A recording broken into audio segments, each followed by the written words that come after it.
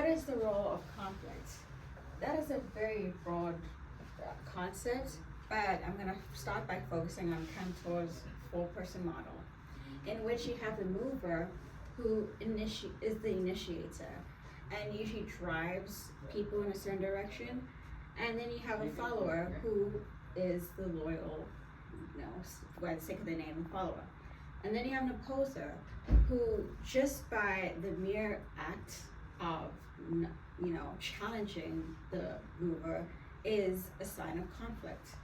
And then you have a bystander who may have reservations and may not want to engage with either side.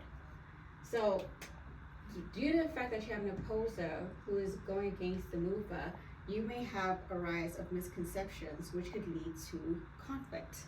And that is what Ken is going to divulge more into. Okay, thank you. So I'm talking about misconception about conflict. Actually, there are so many misconceptions about conflicts, but here I want to mention about the second part. The conflict is supposed to be very negative things, but if we can manage conflict correct, we can make it we can enhance collaboration and problem solving. So I think this is exactly the role of the conflict. It can make team progress. So I'm going to pass to Anton from now. Hello, I would like to talk more about the psychological aspect of every individual in the team and their role in the conflict that arises. In my opinion, this is very important, each one to commit and to be aware of his wrongs and rights in a certain situation, and every person involved should be willing to admit the mistakes and to overcome his ego and his inner conflicts that might be from any kind. And if it's something personal related, it could be difficult to resolve, but if it's work related, it actually can drive the team and the team's goals further up and develop, and that's why certain environment should be created by the management, by the leaders. And here I'll just transfer to my colleague Santiago about the leader's role in the conflict resolution. Alright, so I'm going to talk about some key points for the leader's roles to avoid conflict. And one of those is listening without judgment. You need to seek feedback for your from the different team members, and also having good collaboration and set up team goals. This is because from my previous work, I can talk about how the managers need to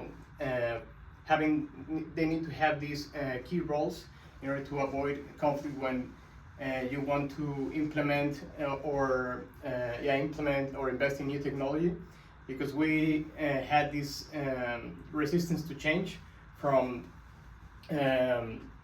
mainly the coding department staff, because they were having at least 20 or some of them 30 years in the company, and they were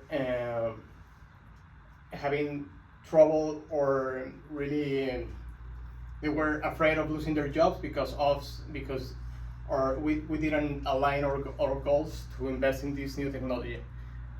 No, so now I'm gonna pass it to Pastor. Thank you, Santiago. I would want to ask a question.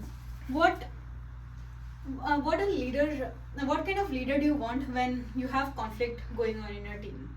Don't you want a leader who can be someone who de-escalate the work, shows the trust and integrity in their team, gives you the freedom of expression, and also is very open to honest communications?